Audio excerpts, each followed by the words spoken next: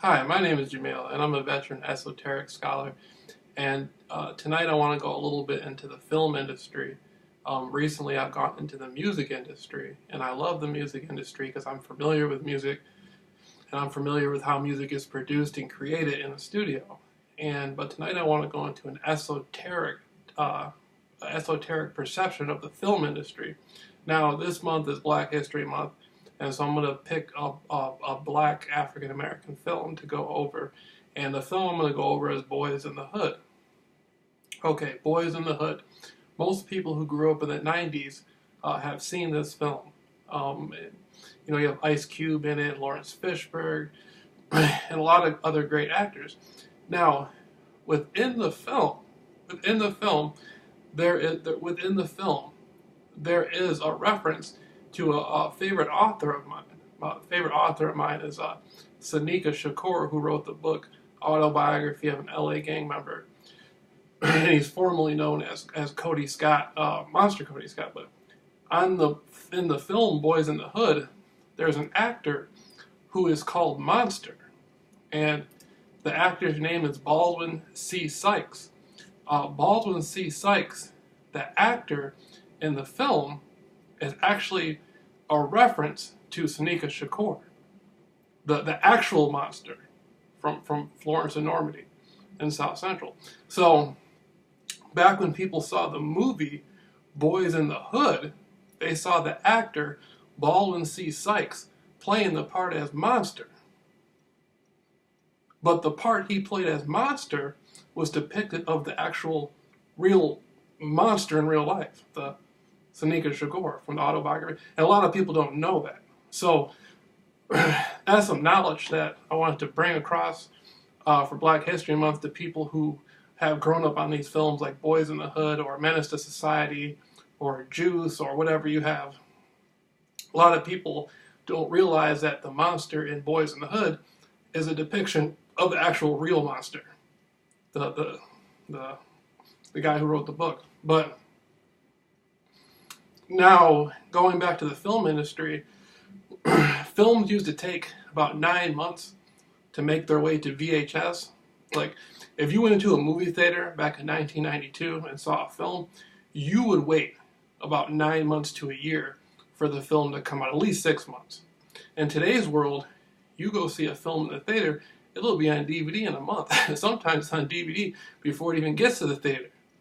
So a lot of people had back when people went to go see this movie, they had to sit there and wait for months and months and months and months to come out. And I always wonder, did people realize at the movie theater, how long before the film got to VHS, did people realize it was a depiction of the author from the book?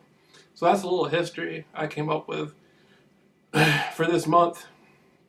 And that's something rare. That's an esoteric. I'm bringing that out through my esoteric abilities. But that's something that I want people to look into, and it's a wonderful film. And there's some more surprises in the film.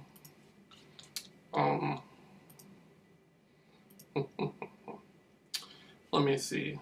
Lloyd Avery II. Lloyd Avery II. This is interesting, and I don't think it's anything to laugh about. But Lloyd Avery II was an actor in Boyz N The Hood, and Lloyd Avery II was not a gang member in the film. But after he made the film, the story is he became a gang member after he made the film. So when he made the film, he's the one who shot Ricky. Remember when Ricky got shot? And they go, "Oh, Ricky, Ricky, Ricky, Ricky," and they bring him inside the house. The shooter of Ricky, Lloyd Avery II, was not a gang member at that point, but supposedly he became a gang member.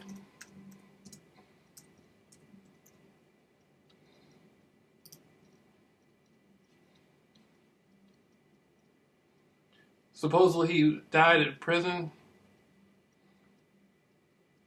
I heard he committed suicide too, so he became a gang member after the film and ended up in prison. And killed him. So a lot of people don't know that.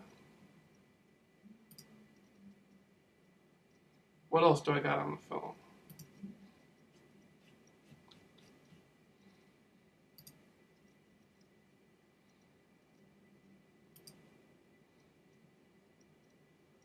So that's two esoteric perceptions.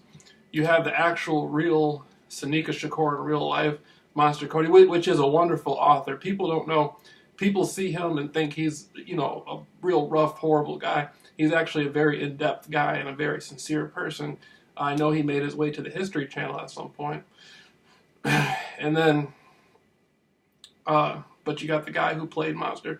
And so it's kind of funny because I saw Sonika, I saw him on DVD talking about Ice Cube.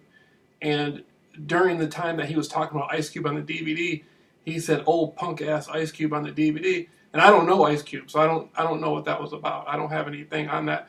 But I'm a fan of both of them. But I saw when he was saying that, it made me think. I was like, wait a minute, Ice Cube did Boyz N The Hood, but they put the Monster in Boyz N The Hood.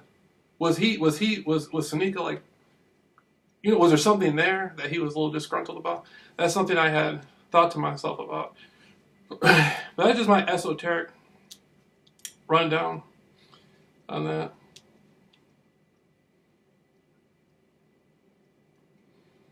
And Lloyd Avery again. Let me look at this. If I look at this a little bit longer, I'll come up with some more. Cuba Gooding Jr. was in the film.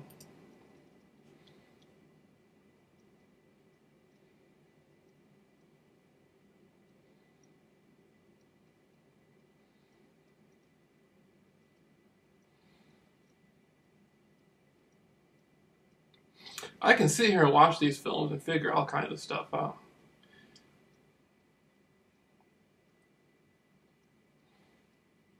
This was a really impactful film for its era.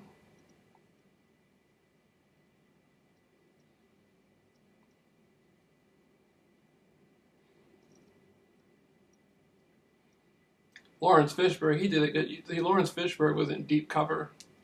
And Deep Cover was a very popular film. That's where Snoop Dogg came out with 187 on an undercover cop, which made Snoop Dogg inevitably famous, but most people don't actually remember the song, but that was a very popular song for Snoop Dogg. So Lawrence Fishburne was a very notable actor at the time.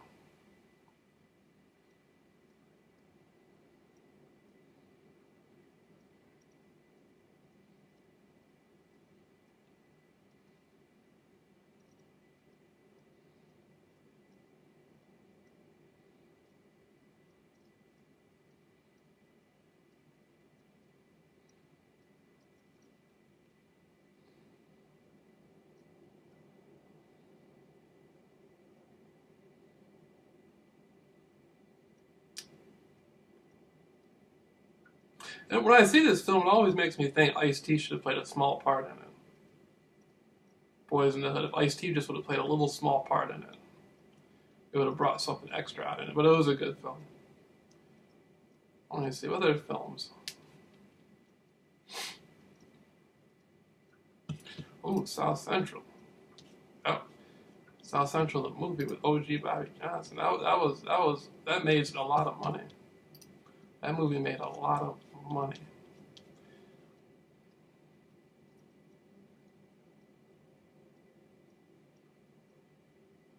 That movie made a lot. That a lot of people got the video.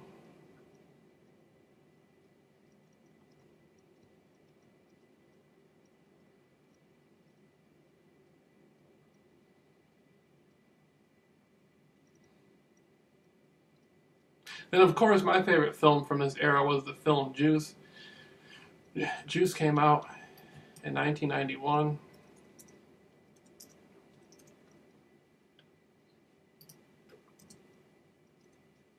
And Juice was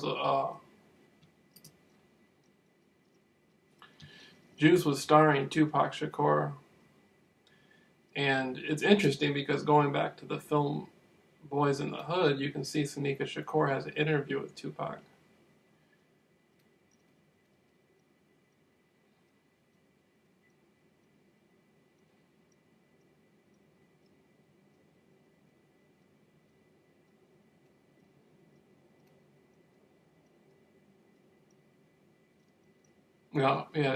Sonika Shakur has an interview with Tupac. And then Tupac played in that movie Bullet, which came out, I think, 94. And I always tell people, for people who aren't familiar with Tupac Shakur is an interesting character. Now, this is we started off on Boyz N The Hood and all that, but I always explain this to people. If you watch the movie Juice and you watch Tupac Shakur in the movie Juice, you can pay attention to his character. After he made the movie Juice, that stayed with him for the rest of his life. If you paid attention to him before the movie Juice, he was a completely different person. He was more he was more relaxed and poetic. And then you see, he made the movie Juice, his character flipped. And a lot of people who've seen the movie Juice, they automatically identify him with the character he played Bishop as actually being him. And he stayed with that character for the rest of his life. And I always explain to people, I explain it in my metaphysical mentoring classes, when you play a part of an actor, it takes you a period of time to get out of the part. Sometimes it takes a really talented actor, it could take them a year to undo the part that they've trained themselves to play.